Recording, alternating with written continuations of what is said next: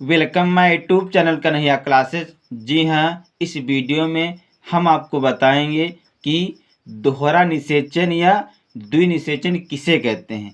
इसके विषय में हम आपको चित्र के माध्यम से विस्तार पूर्वक समझाएंगे। तो सबसे पहले हम आपको चित्र के माध्यम से दोहरा निषेचन के विषय में समझाएंगे। फिर हम आपको लिखकर भी बताएंगे कि आप दोहरा निषेचन के विषय में कैसे लिखेंगे। तो बच्चों, ये है दोहरा निषेचन का चित्र। सबसे पहले हम आपको इस चित्र में बताएंगे कि परागण कैसे होता है। तो बच्चों, जब पराग कोश से परागकण निकलकर मादा पुष्प की वर्तिकाग्र पर पहुंचने की क्रिया को परागण कहते हैं। अब हम आपको बताएंगे कि दोहरा निषेचन कैसे होता है। तो यहाँ पर देखिए, ये है पराग नलिका। पराग नलिका में दो नर युग्मक होते हैं और यहाँ पर देखिए ऊपर 3 कोशिकाएं होती हैं, जिसे बोलते हैं प्रतिमुख कोशिका, और बीच में 2 कोशिकाएं होती हैं, जिसे बोलते हैं ध्रुवीय कोशिका। और यहाँ पर देखिए, यहाँ पर 3 कोशिकाएं हैं। जो बीच में है कोशिका इसे बोलते हैं अंड कोशिका, और बाहर 2 हैं, इसे बोलते हैं सहायक कोशिका। अब हम आपको बताते हैं कि दोहरा निषेचन कैसे होता है। तो इसमें से एक नर युग्मक आता है और अंड कोशिका के साथ संलयित हो जाता है और युग्मनज का निर्माण करता है, जिससे भ्रूण का विकास होता है। इसे सतनिषेचन कहते हैं। यानी कि सबसे पहले एक नर युग्मक आता है, अंड कोशिका के साथ संलयित होकर युग्मनज का निर्माण करता है, जिससे भ्रूण का विकास होता है। इसे सतनिषेचन कहते हैं। यह द्विगुणित होता है। इसके बाद दूसरा नर युग्मक आता है और 2 ध्रुवीय कोशिकाओं के साथ संलयित हो जाता है, जिससे भ्रूण पोष का निर्माण होता है। यह त्रिगुणित होता है। यहाँ पर चित्र में देखिए कि यहाँ पर निषेचन की प्रक्रिया 2 बार होती है, क्योंकि इसमें पहले एक नर युग्मक आता है और अंड कोशिका के साथ संलयित होकर युग्मनज का निर्माण करता है, जिससे भ्रूण का विकास होता है। इसे सतनिषेचन कहते हैं। यह द्विगुणित होता है। इसके बाद दूसरा नर युग्मक आता है और 2 ध्रुवीय कोशिकाओं के साथ संलयित हो जाता है और भ्रूण पोष का निर्माण करता है। यह त्रिगुणित होता है। यहाँ निषेचन प्रक्रिया देखिए 2 बार होती है, इसलिए इसे दोहरा निषेचन कहते हैं। जब दोहरा निषेचन या द्विनिषेचन हो जाता है, इसके बाद जो भ्रूण कोश होता है, इसमें क्या परिवर्तन होते हैं। तो इसमें जो ये प्रतिमुख कोशिकाएं होती हैं, निषेचन के बाद ये नष्ट हो जाती हैं, और जो ये अंड कोशिका होती है, ये भ्रूण बनाती है, और जो ये 2 ध्रुवीय कोशिकाएं होती हैं, जिसे हम द्वितीय केंद्रक भी बोल सकते हैं, ये भ्रूण पोष बनाता है, और जो ये 2 सहायक कोशिकाएं होती हैं, ये नष्ट हो जाती हैं। तो जब निषेचन हो जाता है, इसके बाद ये भ्रूण कोश में परिवर्तन होता है। तो इसमें हमने बताया आपको कि जो प्रतिमुख कोशिकाएं होती हैं, ये नष्ट हो जाती हैं। जो अंड कोशिका होता है, ये भ्रूण का निर्माण करता है, और जो 2 ध्रुवीय कोशिकाएं होती हैं, ये भ्रूणपोष का निर्माण करती हैं, और जो 2 सहायक कोशिकाएं होती हैं, ये नष्ट हो जाती हैं।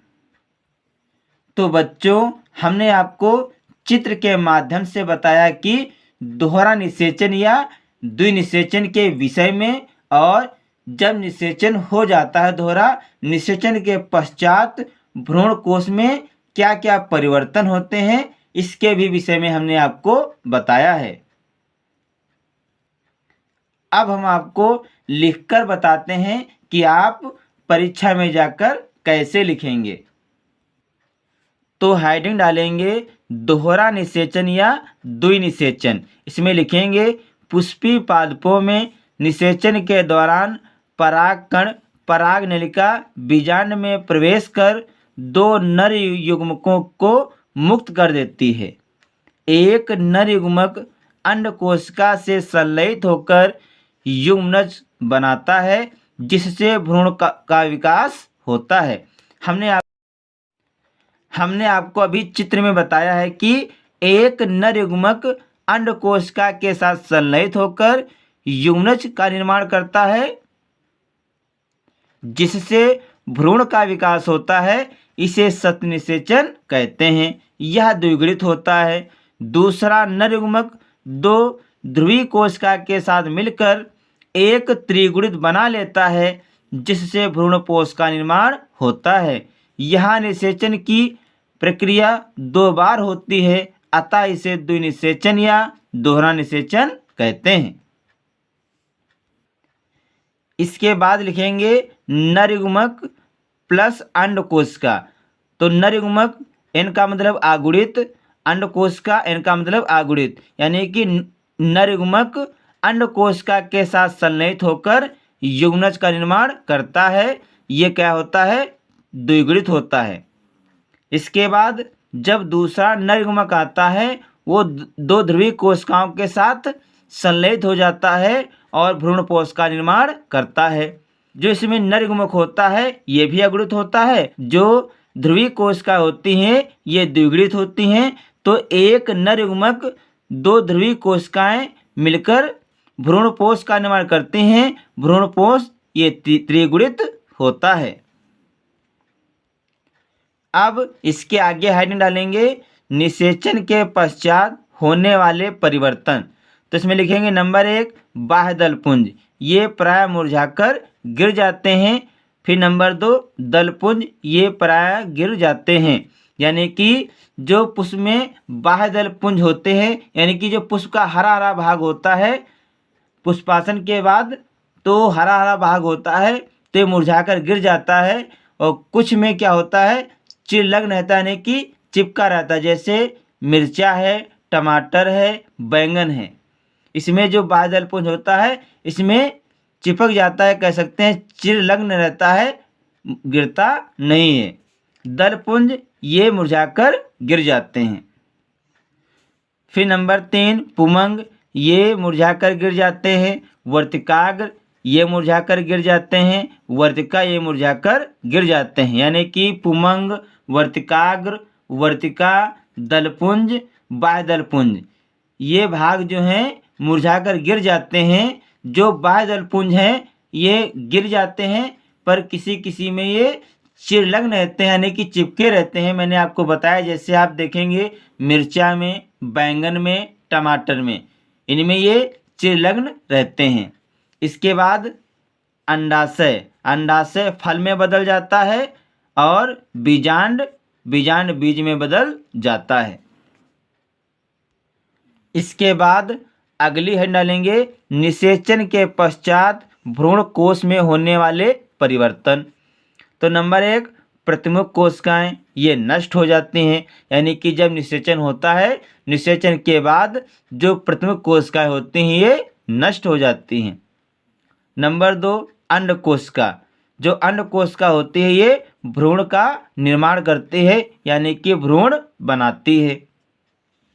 फिर है नंबर 3 द्वितीयक केंद्रक, ये भ्रूणपोष बनाता है। यानी कि जो हमने आपको अभी चित्र में बताया है कि 2 ध्रुवीय कोशिकाएं के साथ जब एक नर युग्मक संलयित होता है तब भ्रूणपोष का निर्माण होता है। फिर नंबर 4 सहायक कोशिकाएं, ये जो सहायक कोशिकाएं हैं ये भी निषेचन के बाद नष्ट हो जाती हैं। तो बच्चों, इस वीडियो में हमने आपको दोहरा निषेचन या द्विनिषेचन के विषय में चित्र के माध्यम से विस्तार पूर्वक समझाया है। आशा करता हूँ कि मेरा वीडियो आपको अच्छा लगेगा। अगर हमारा वीडियो आपको अच्छा लगे तो इसे लाइक, शेयर और सब्सक्राइब जरूर करें। मिलते हैं अगले वीडियो में, तब तक के लिए जय हिंद, जय भारत।